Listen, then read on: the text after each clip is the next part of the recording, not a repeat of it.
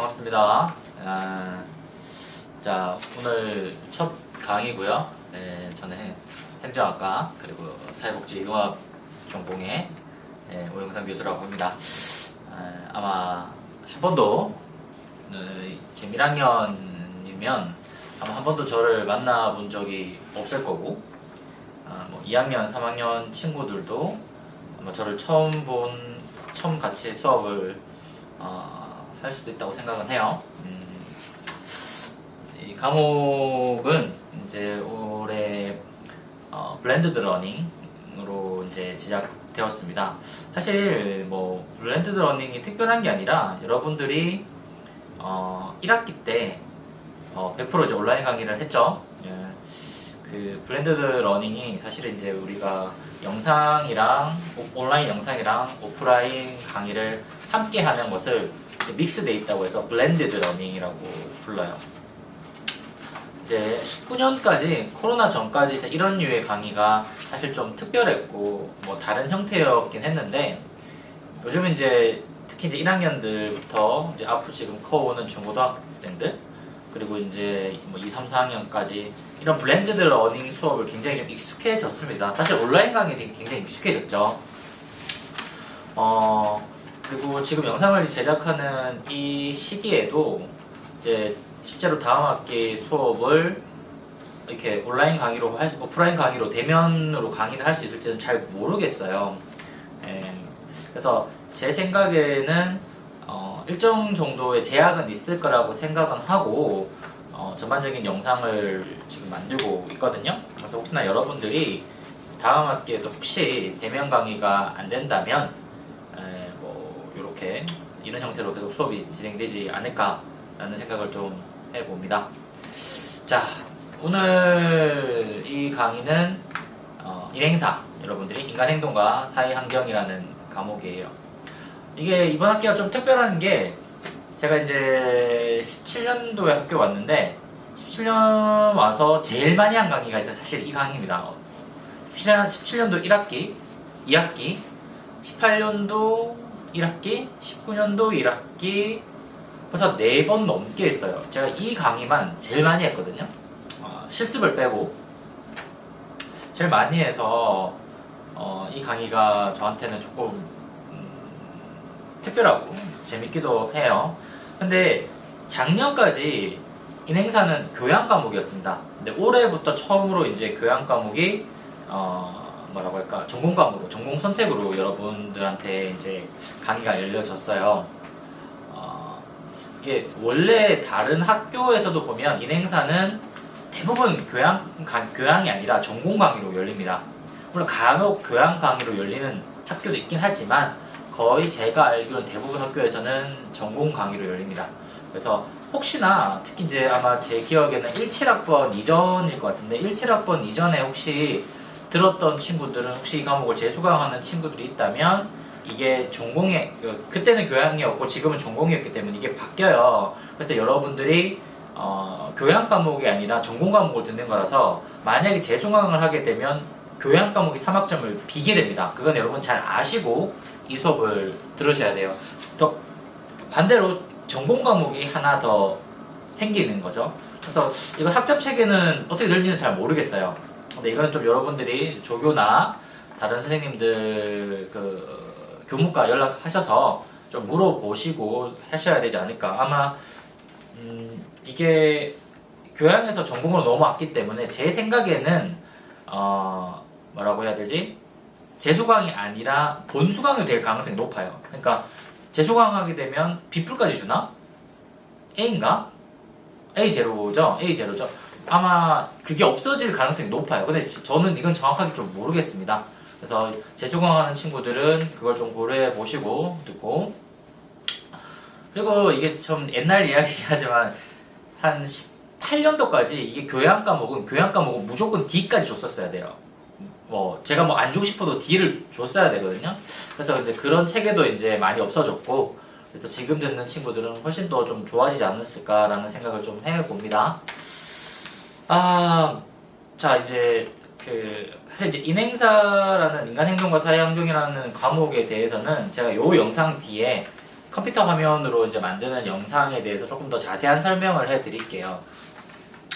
그 화면 그 영상에서는 인행사 과목이 사회복지 전체 과목에서 차지하는 어떤 위상, 위치, 그 다음에 얼마나 왜 중요한지, 그 다음에 이 과목을 어떻게 봐야 되고 향후 여러분들이 이제 1급 시험을 준비할 때 어떻게 준비하는지 뭐 이런 이야기가 좀 많이 담겨져 있을 거예요. 그 전에 이제 여러분들 1학년이고 학부를 처음 들어왔고 이 상태잖아요. 그러니까 여러분 아직 이제 고졸이잖아. 아직 고졸이잖아. 여러분들 막 대졸이라고 착각하면 안 돼요. 여러분 고졸. 여러분 고졸이기 때문에 고졸은 뭐가 없어요. 여러분 식이 없어요. 여러분은 식이 없습니다. 그러니까 이 대학 4년 동안 여러분을 채워야 될 건 식이에요.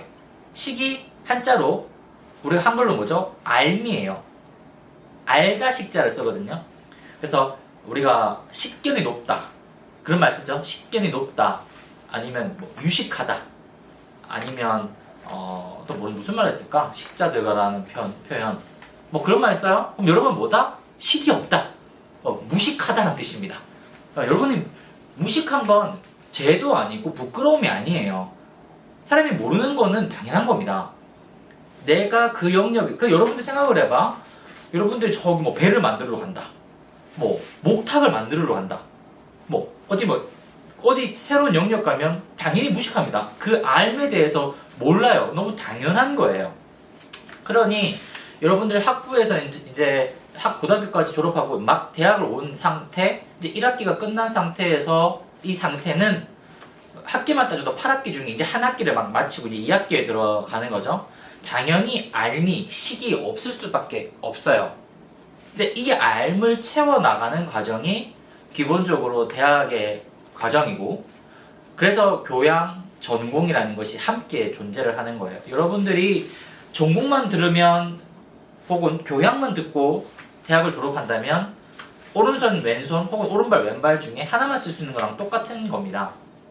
왜 수많은 대학이, 전세계 대학이 교양과 전공을 이렇게 함께 고르게 만들어 놓았을까요? 한 번 정도 여러분 고민을 해 보셔야 되는 영역이기도 하고요.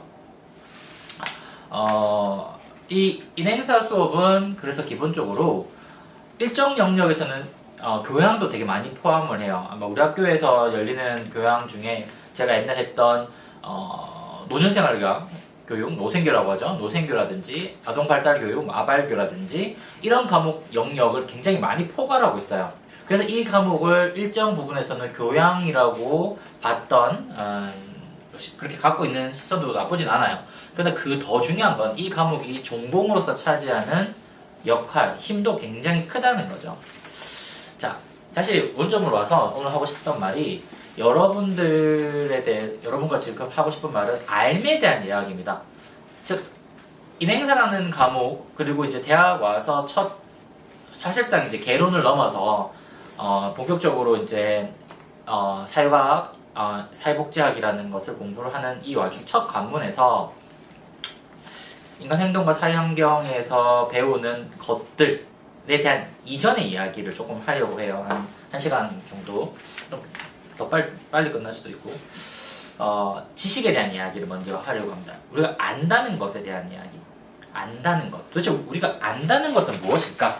우리의 알미라는 것은 무엇일까라고 봤을 때, 이렇게 좀 크게 한 놔두죠.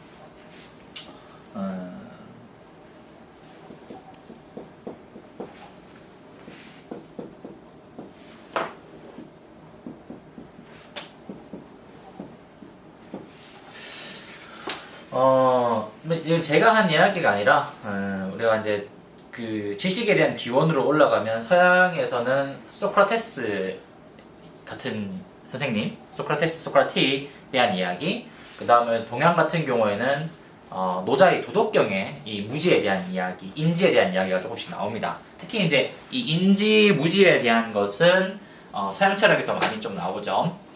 우리가 안다는 것, 그리고 모른다는 것을 이렇게 크게 놓고 보면 한 4가지 정도의 영역으로 볼 수가 있어요. 자, 여러분들이 예를 들어서 봐. 플러스 1 더하기 1, 2, 그치? 2 더하기 2, 4, 4 곱하기 4, 16, 이런 거 알잖아. 내가 지금 어떤 것을 알고 있는 게 있어요. 그죠? 알고 있는 게 있다고. 내가 무엇을 알고 있는 것. 그러면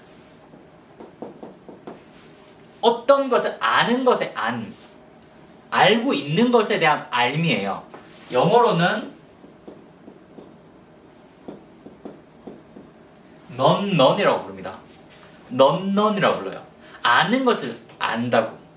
근데 제가 여러분들한테 어떤 고차원 통계식 혹은 복잡한 방정식, 미분식 같은 거 어떤 뭐 엄청 그런 거를 물으면 혹은 어떤 아프리카 어떤 나라의 역사를 물으면 여러분 뭐라고 하겠어요? 저 몰라요 라고 이야기하겠죠. 여러분이 모르는 것을 알고 있죠. 모르는 것을 아는 것도 인지의 한 영역이에요. 이걸 인지된 무지라고 부릅니다. 인지된 무지. 영어로는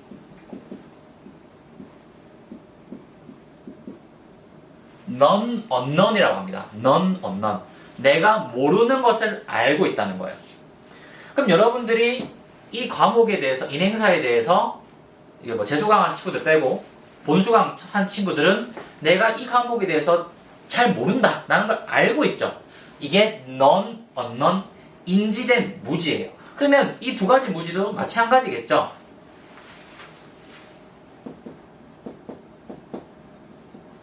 무지한 무지. 내가 모르는 것도 모르고 있었다. 지금 방금 이런 이야기를 하는 것조차 여러분들 처음 들은 친구 있을 거예요. 그러면 그 전에, 한 4, 5분 전에 여러분들은 이런 것조차도 모르고 있는 상태가 미인지된 무지, 무지한 무지라고 불러요.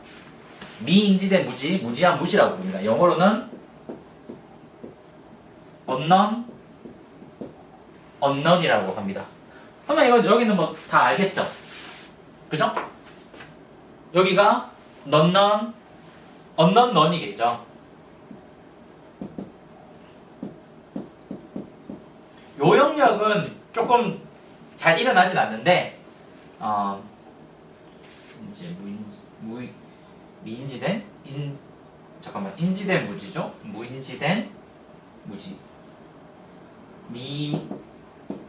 미인지된 무지. 이렇게 돼요.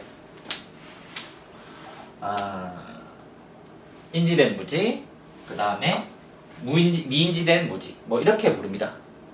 요 반대 개념이에요. 요거는 뭐 하냐면,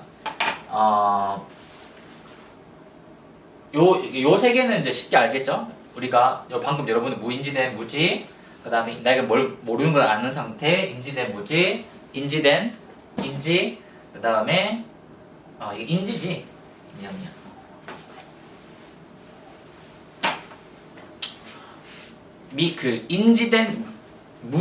미인지된 무지란 거예요. 이게 요거 마지막 영역은 잘 일어나지는 않는데, 내가 어떤 걸 알고는 있어. 내가 어떤 걸 알고 있는데 사회가 모르는 거예요. 무슨 말인지 알나? 예를 들어서 내가 어떤 것을 방금 내가 어떤 거, 예를 들어서 뭐 코로나를 개발하는 약을 개발했어요. 근데 그거를 사회는 모르고 있죠. 예, 그럴 때 이렇게 나오는 영역입니다. 어떤 지식이 막 도출되었을 때, 예를 들어서 생각해봐. 2019년에 코로나가 막 발견되었을 때 그 중국인 의사는 그걸 알았을 거 아니에요. 얼마나 위험한지. 그건 전 세계는 몰랐잖아. 그죠? 그런 상태가 마지막 영역이라고 부릅니다. 마지막 영역이라고 불러요. 그래서 보통 우리가 인간이 가장 이 상태를 지향하겠죠. non 상태를. 그죠? non 상태를 가장 지향하고 unknown 상태가 가장 위험해요. 사실은.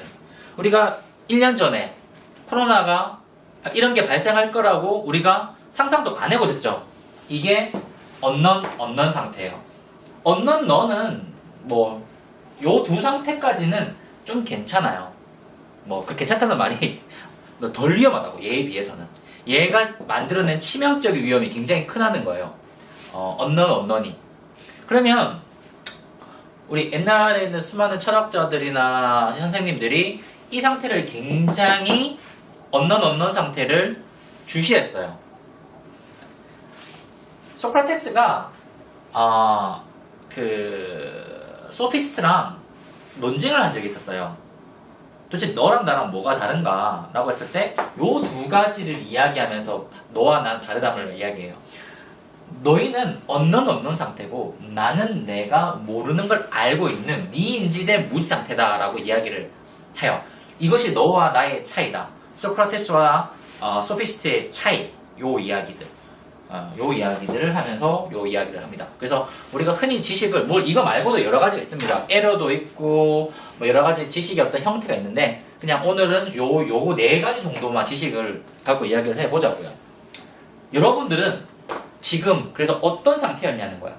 여러분의 무식한 상태는 어떤 상태였냐는 거야. 여러분이 식이 없는 상태는 어떤 상태였냐고 제가 묻습니다. 어느 상태였냐고요. 만약에 여러분들이 이 상태에 내가 놓여 있다면 학문적 영역에서 사실은 그렇죠. 이제 고등학교에서 막 대학을 온 친구들, 고등학교까지 그냥 수능 공부만 해온 친구들은 대부분 어떤 교양, 전공, 세상에 돌아가는 대부분의 지식에 대해서 이 상태에 있습니다.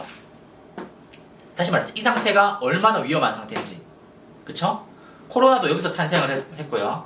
2008년에 서브프라임 사태도 여기서 탄생을 했고요. 1997년, 98년 터졌던 IMF도 이 상태에서 터졌습니다.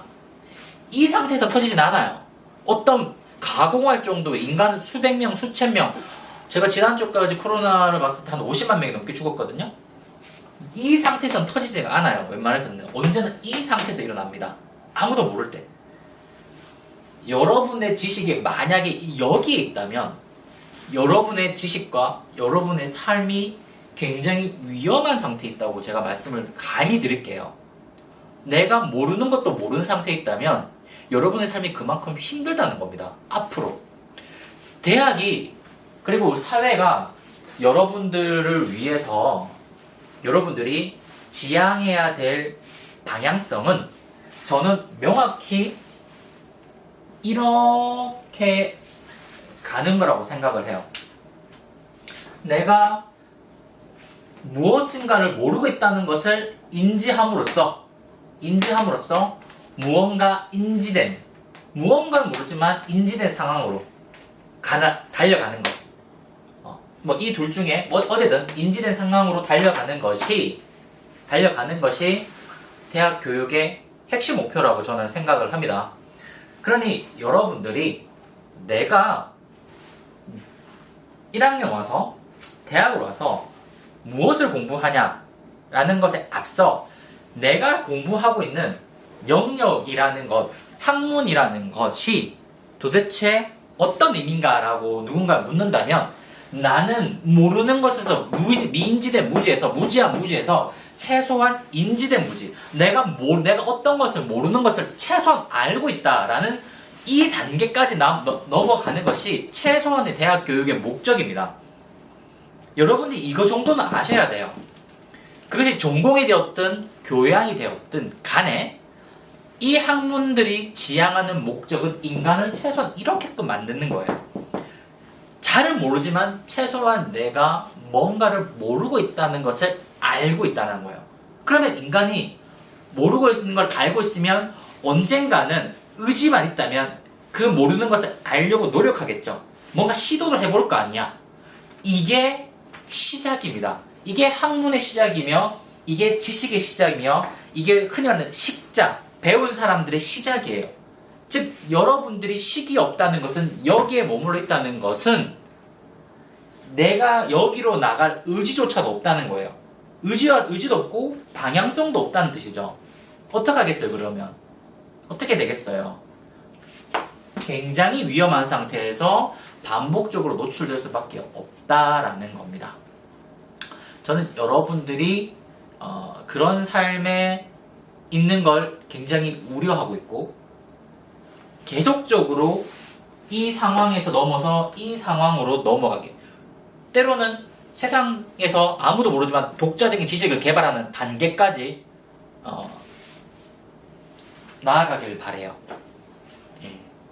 그럼 어떻게 해야 될까요, 여러분들? 내가 어떻게 해야 될까요? 어떻게 될까요? 가장 쉬운 방법이 뭘까요? 가장 쉬운 방법. 책을 읽어야죠. 책을 읽어야 되지 않나? 책을 읽어야 됩니다. 쌤 책상에 여기 땡겨주세요. 쌤, 뭐 대충 있잖아? 이렇게? 뭐 쌤이 뭐 돈이 남아들어서 책을 산 게 아니에요. 쌤은 거의 매주에 한 권씩 책을 사요. 거의 매주에 한 권씩 책을 사고, 아무리 못해도 달에 한두 권 정도의, 많으면 3, 4권 정도의 책을 읽습니다. 나도. 물론 내가 공부하는 것이, 직업인 사람이긴 하지만, 그건 별개로 내 전공이 아닌 영역의 책도 많이 읽어요. 왜? 내가 이 상태에 있기 싫어서 그래요. 위험하기 때문에. 여러분들이 여기로 나가거나 여기로 나가야 되기 때문에 저도 책을 계속 사보고 읽습니다. 학교 앞에 알라딘 중고서점이 많아요. 거기 책이 되게 많습니다. 얼마 하지 않아요. 여러분 만 원이면 솔직히 말해서 여러분 커피 두세 잔 사먹으면 그 정도 책 살 돈 되잖아요. 그죠? 투자를 하셔야 돼요. 대학 4년간 제가 좋아하는 최진석 선생님은 이런 말씀 하세요. 20대가 달에 3권 이하의 책을 읽으면 세상에 대한 비판과 비평을 불만을 제기하지 말라고까지 이야기하세요. 그러니까 자격이 없다고 얘기를 하시거든요. 여러분들이 모르겠습니다. 뭐 알바도 해야 되고 학교 공부도 해야 되겠지만 정말 최소한 달에 한 권의 책은 읽으셔야 돼요. 이거는 필수입니다. 여러분들이 한 달에 한 권 정도의 책을 읽지 않으면 언제나 여기에 빠져 있어요. 여러분 무식하다고. 언제까지 무식하게 살 거예요? 언제까지 그 위험한 상태로 살 것입니까? 그래서만 안 되겠죠. 잠깐만. 올해 이번 학기 여러분과 제가 읽을 교과서로 보조 교과서로 정한 책은 이 책입니다. 토드 로즈의 평균의 종말이라는 책을 읽을 것이고 아마 강의 계획서에 제가 아마 14주인가에 올려놨어요. 평균과 개별적인 삶, 영어로 mean and average and personalized life라고 제가 해놨습니다. 이 평균에 대한 이야기를 좀 할 거예요. 여러분과 도대체 어떤 것이 우리의 삶을 평균이 어떤 의미가 있고 평균이 우리 삶을 어떻게 지배해 왔고 우리는 평균에서 어떤 식으로 얼마만큼 벗어나야 될지에 대한 고민을 이번 학기에 좀 하도록 하겠습니다. 아마 여러분들의 과제도 이 책 안에서도 일부분 나오지 않을까 생각을 하고 있어요. 아시겠죠? 자, 다시 조금 정리를 할게요. 여러분들이 생각하는 지식과 무지, 식과 무식, 아는 것과 모르는 것에 대한 영역은 크게 한 4종류로 나누고 여러분들이 혹시나 이 상태에 있다면 무지한 무지, 미인지된 무지, 언넌 상태에 있다면 빨리 여기서 탈출하기를 기대합니다. 최대한 내가 인지된 인지, 넌 상태로 가기를 바라며 최소한 요 단계까지는 가야 된다는 거예요. 요 단계까지. 이런 말 하는 친구도 있죠. 선생님 좀 책을 샀는데 잘 안 읽어요 라는 친구도 있을 수 있어요. 그것도 중요해요. 내가 책을 샀다는 말은 그 책이 내 책장에 있다는 말이잖아. 내가 안 읽은 것을 알고 있다는 거잖아요. 내가 그 책을 아직 안 읽었다는 걸 알고 있죠. 그게 여기 있어요. 그게 이거라고. 내가 아직 그 책을 안 읽었지만 그 책이 대충 뭔지는 알고 있고 안 읽었다는 것을 아는 상태도 역시 인지된 무지입니다. 이게 인지된 무지예요. 그러니 책을 사는 것에 대해서 서스럼 없이 행동을 해야 되며 모르는 것에 대해서도 당당해져야 되고요. 아시겠어요? 공부는 지식을 쌓는 것은 나의 부단한 노력이에요. 나의 부단한 노력입니다. 나에 대한 나의 사랑의 한 형태입니다. 여러분들이 공부하지 않는 것, 독서를 게을리한다는 건 내가 나를 굉장히 사랑하지 않는 하나의 형태예요. 술 마시고 운동 안 하고 그것도 나를 사랑하지 않는, 담배 피고 하는 것도 물론 나를 사랑하지 않는 한 방향이기도 하지만 내가 독서를 하지 않고 공부를 제대로 하지 않는 것도 지극히 나를 사랑하지 않는 하나의 형태라고 여러분 생각하시면 좋아요. 특히나 대학교 1학년이 돼서 이제 막 대학을 왔는데 물론 좀 책보기 지난 수십 년간 책을 10여 년간 봤기 때문에 지겹죠. 근데 그거는 지식이 아니라 그냥 일종의 기술이에요. 수능은 여러분들이 참된 지식이 아닙니다. 미안하지만 그냥 지식을 쌓게끔 만들어주는 하나의 도구일 뿐이에요. 여러분 본격적으로 이제 지식의 장이 열립니다. 대학을 와서 앞으로 4년 동안이 본격적인 지식의 장이 열리는 시점이에요.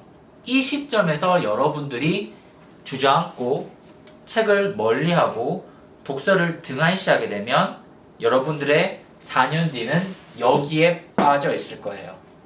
이 상태로 사회를 나가게 되실 겁니다. 그리고 언제나 이 상태는 위험한 상태죠. 여러분들이 이 상태에서 졸업하기를 바래요. 제발요. 그러니 최소한 매달 한 권 이상의 책을 부지런히 읽으셨으면 좋겠어요. 좋은 책을, 양질의 도서를 읽고 쓰고 고민하셨으면 좋겠습니다. 이게 제가 기본적으로 여러분들에게 하고 싶은 말이고요.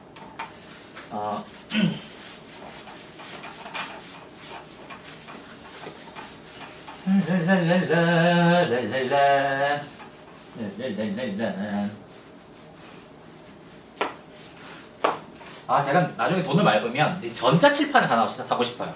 아니 근데 칠판 닦는 게 너무 귀찮아가지고 전자칠판을 쫙 하면 막 지워지더라고. 언젠가는 한 10년 안에 살 수 있겠지. 지금 너무 비싸가지고 못 샀어요. 좀 가격이 떨어지면 좀 살까 생각 중이세요. 제가 칠판을 좀 많이 이용하는 편이거든요. 혼자서도 이용하고 학생들 와서도 이용하고.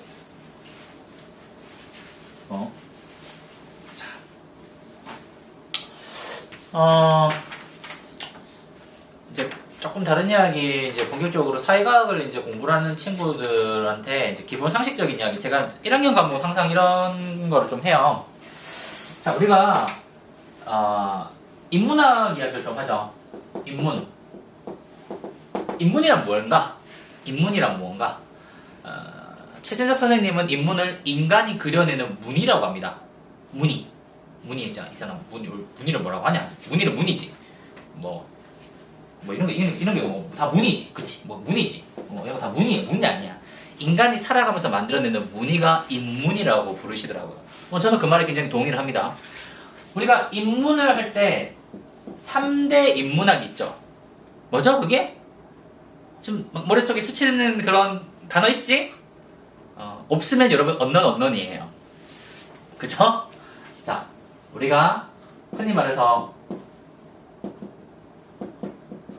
문사철이라고 부릅니다. 문학, 사학, 역사, 철학이라고 이야기를 해요. 각각의 영역에 대해서 어떤 논의를 하고 하면 또 1시간 넘기 때문에 짧게 넘어갈게요. 그러니까 문학, 감동을 매개로 인간에게 메시지를 전달하는 그런 어떤 일련의 순서, 연관성을 매개로 인간에게 정보를 제공하는 사학, 그리고 연계된 그런 상황 안에서의 관념을 인간에게 제공하는 철학 같은 게 우리가 흔히 해서 문사철이라고 부릅니다. 이게 흔히 3대 인문학이고, 우리가 자연과학을 이야기를 하면 잘 안 나오나? 흐릿하나? 이거? 잘 보여? 저 앞에 조교가 앉아있거든요, 여러분.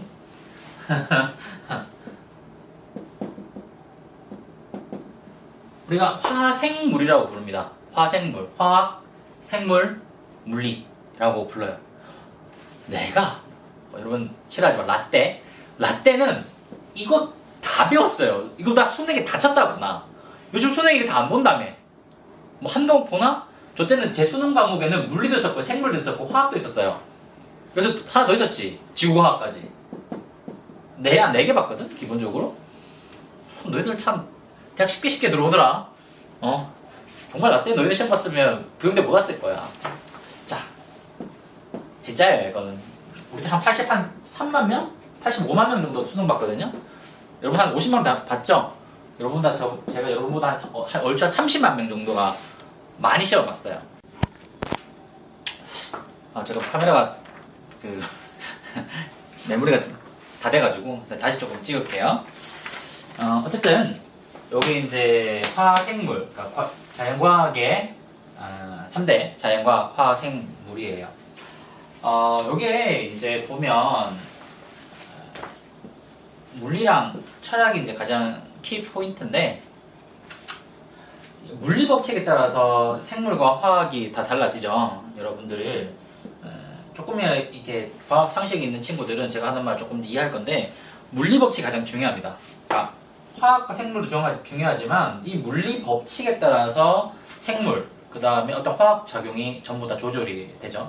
여러분 영화 예전에 보면 인터스텔라 보면 그 영화 막판에 보면 세상이 바뀌잖아요.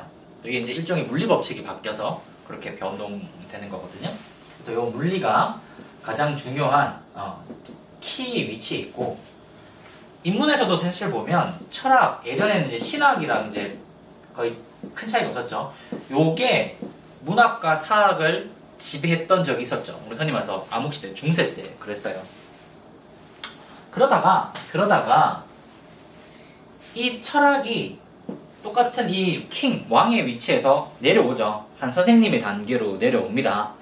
예전에는 교황이나 이런 사람들이 가서 죽어 그러면 전쟁 가서 다 죽었잖아. 요즘은 이제 그렇지 않죠. 제가 여러분 보고 뭐 해 그러면 여러분 안 합니다. 우리가 왜 해요? 이렇게 말할 거 아니에요. 내가 어떠한 철학에서 다양성이 등장을 하는 거예요. 내가 원하는, 내가 좋아하는, 내가 믿는, 내가 판단하는 일련의 관념들이 생겨나기 시작을 하죠. 그래서 이제 이런 시대가 넘어와서 이제 얼추 이제 보면 이제 중세를 넘어서 이제 근대로 이제 넘어옵니다. 이제 근대로 넘어와서 얼추 이렇게 막 만나요. 이게 대충 한 1900년대쯤 돼요. 이제 비로소 사회과학이라는 것을 이야기를 하게 됩니다. 사회과학은 크게 한 네 가지 사회과학이 있어요. 뭘까? 보통 이제 로지 붙은 것들이 이제 오래된 학문인데, 심리학, psychology, 사회학, sociology, 그 다음에 정책, policy가 있고, 하나가 이제 경제학, economics가. 우리 흔히 이걸 4대 사회과학이라고 칭호합니다. 그래서 이게 이 10과목 정도가 굉장히 기본 과목들이에요. 대학에서 가장 핵심 기본 과목 이야기하면 이 한 10가지 과목 정도로 이야기를 합니다. 물론 이 과목이 아닌 과목이 안 중요하다, 이 과목이 더 낫다라고 말하는 게 아니에요. 이게 기본 원류가 된다는 거예요. 학문의 어떤 토대 발전 단계에서 이러한 과목들이 어떻게 보면 굉장히 핵심 키를 만들어냈죠. 굉장히 중요한 지식들을 만들어냈고, 수많은 과목들이 여기서부터 파생되었어요. 경영학, 사회복지학, 뭐 행정학 마찬가지고요. 제가 뭐 이쪽 자연과학은 잘 모르지만 뭐 문학 안에서도 뭐 비교 문학 같은 거, 뭐 이런 것들 대부분이 이렇게 다 나오게 되어 있죠. 그러면 여기에서 이쪽 영역에서 사회과학이 나오게 된 결정적인 현상이 뭐냐면 실증이에요. 실증. 이렇게 여기에서 이렇게 나오게 된, 사회과학이 도출하게 된 가장 큰 틀 중에 하나가 실증입니다. 실증주의라고 불러요. 파지티비즘이라고도 하고 실증주의라고 부릅니다. 이게 무슨 말이냐면, 여러분 그러잖아. 예를 들어서 내가 여러분들한테 야, 나 어제 뭐라고 할까, 용 봤어 라고 말하면 여러분 나한테 뭐라고 하겠어요? 내가 어제 뭐 트럼프 대통령 봤어, 같이 밥 먹었어, 그럼 여러분 뭐라고 하겠어요? 거짓말이라고 그럴 거야. 지금 내가 뭐라고 뭐 사진 찍었어 이렇게 말할 거 아니야. 증거 중심, 실제 증거 중심을 이야기를 하는 거예요. 그러니 이 문사철에서 이야기했던 어떤 관념들이나 이런 것들을 증명해내려고 했던 거예요. 사회과학들이. 철학에서 말했던 어떠한 관념적인 관념이었던 관계는 심리학을 통해서 증명해 보려고 그랬고, 많이 사학에서 말하는 어떤 사회 현상의 체계에 대해서 일어나는 것들을 사회학이나 정치학을 통해서 구현해 내려고 했었고요. 경제학은 통화라는 말은 돈의 흐름 같은 것들을 정교하게 하려고 했겠죠. 대부분의 것들은 다 실증이에요. 그래서 심리학에서 실험, 경제학에서의 계량, 사회학에서의 직접 조사 같은 것들, 정치학에서의 어떤 논리 내지는 어떤 사람들의 의견 수렴 같은 어떤 모든 그런 기법 장치가 일정 정도에는 실증에 기반한 것을 합니다. 사실상 실증이 어떤 이 사회과학의 토대가 없었으면 이것도 할 필요가 없어요. 이 영역에서 충분했잖아. 굳이 말하고 실험을 해서 증명을 하려고 하고 왜 굳이 설문조사해가지고 진짜 알아보려고 해요. 실증이 아니면 할 필요는 없거든요. 물론 실증주의 말고도 다양한 생각이 후대에 들어옵니다. 구조주의, 후기구조주의, 현대 모더니즘, 퍼스트 모더니즘 같은 것들부터 시작해서 다양한 어떤 일련의 생각들, 주의, 관념들, 철학 같은 것들이 이 사회과학 영역에 들어옵니다만은 그 안에 가장 중요한 키는 저는 실증이라고 생각은 해요. 물론 실증이 사회과학이 전부다라고 주장하는 것도 아니고요. 실증이 없는 사회과학은 의미가 없냐라고 말을 하는 것도 아닙니다. 여러분들이 저랑 1강에서 이제 이론 이야기를 많이 할 건데 대표적으로 정신역동은 실증이 안 돼요. 사실상 의미에서는 의식과 무의식을 사진처럼 찍어서 보여줄 수도 없지만 그래도 우리가 그것을 굉장히 강하게 현실이라고 믿고 있죠. 그쵸? 그런 것처럼 어쨌든 어찌되었든 간에 우리가 사회과학을 이야기할 때 이 실증이 이 사회과학을 태동시켰던 굉장히 강한 하나의 키다, 하나의 흐름이었다 정도까지만 알면 여러분들이 학부 1학년을 사회과학을 접하는 그 영역에서 최소한 무식하다는 말은 듣지 않을까라는 생각을 합니다. 다시 말하면 이 10가지 학문들이 하게 된 틀 같은 것들은 여러분 좀 머릿속에 가지고 준비했었으면 좋겠어요. 전부 다 하나의 지식이고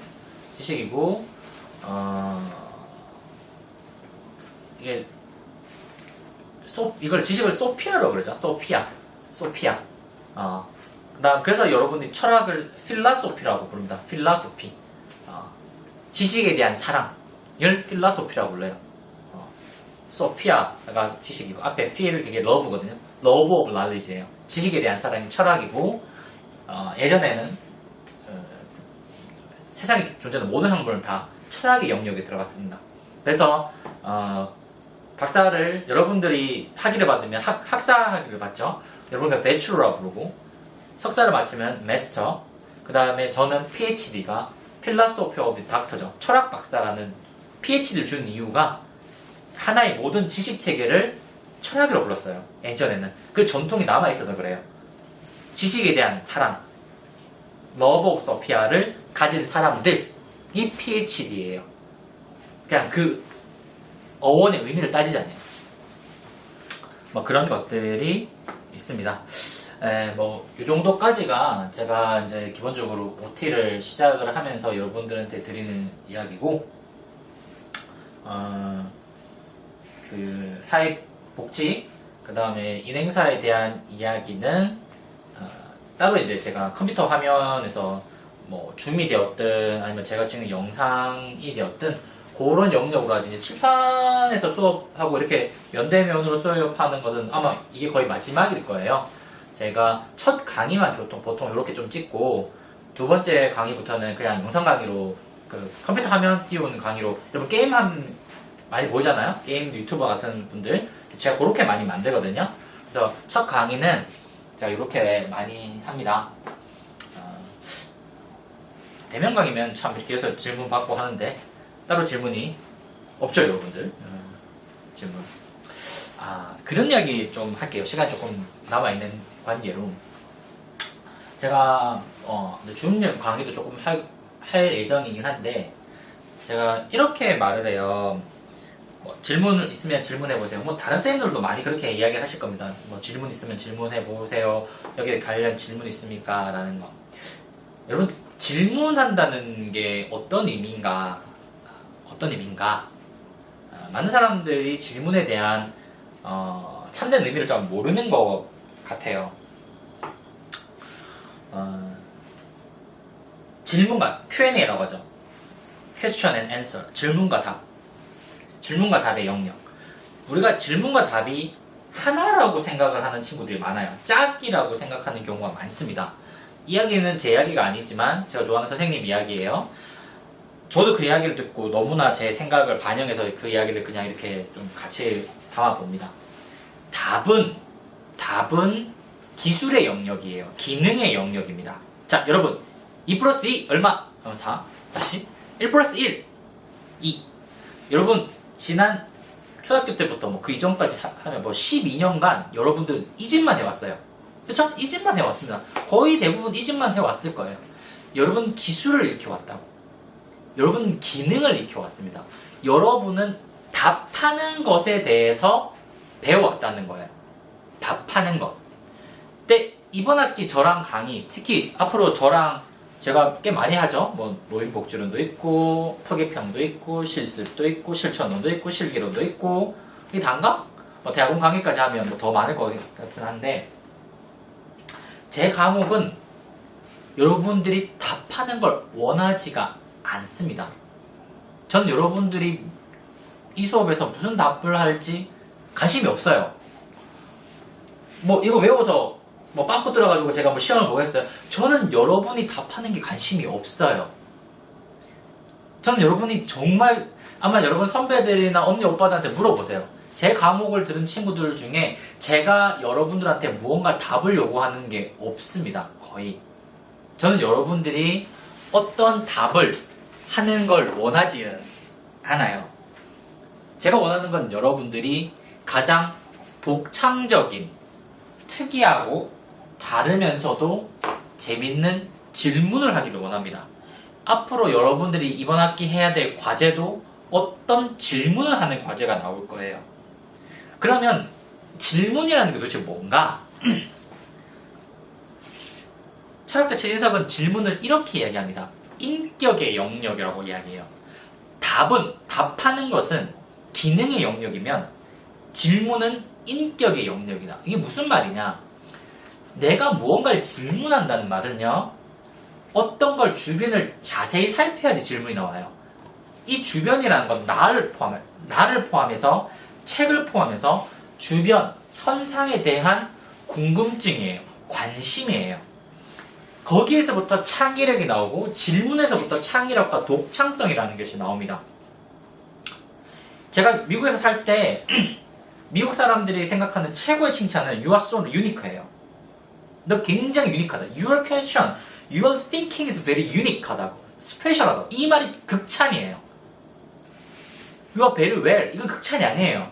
Done, very well. 이거는 그냥 잘했다는 거예요. 그냥 뭐 안녕, 하이 정도예요. well done. 그래요. 이거는 극찬이 아닙니다. 외국 사람들이 생각하는. 그 아이가 내가 받은 최고의 극찬 이런 것들이에요. You are so unique. Your thinking is very unique, special, so different from others. 이런 말이에요. 이 말이 최고의 극찬입니다. 독창성은 그래서 어디서부터 나오냐? 질문에서 나와요. 다시 그럼 질문은 누가 가지냐? 나와 사람들을 유심히 자세히 관찰하고 타인의 일을 마치 내 일처럼 생각하는 사람만이 질문할 수 있어요. 그러니 질문은 인격의 영역이지 기능과 기술의 영역이 아닙니다. 내가 무언가를 잘 풀고 대답하는 사람은 그 기술이 좋은 사람이지 그 인격이 높은 사람이 아니에요. 내가 비록 답을 못하지만 굉장히 특이한 질문을 남들이 생각하지 않은 무언가에 대한 질문을 만들어낸다면 나는 거기에 대한 높은 인격을 갖고 있다는 거예요. 여기서 말하는 인격은 도덕적 인격을 이야기를 하는 것이 아닙니다.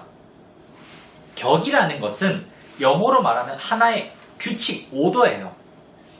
인간의 오도라고. 어떤 오도? 현상을 바라볼 때 내가 그걸 동일하게 보지 않고 다르게 보는 나의 규칙이에요. 남들은 A라고 할 때 나는 왜 A가 아니라 B, C, X가 아닐까 고민하는 나의 규칙이에요. 이것이 나만이 가진 독특한 인격이에요. 다시 말할게요. 질문은 인격의 영역입니다. 이 수업에서는, 최소한 선생님 하는 이 수업에서는 여러분들한테 기능을 묻지 않을 거예요. 여러분의 인격을 물을 겁니다.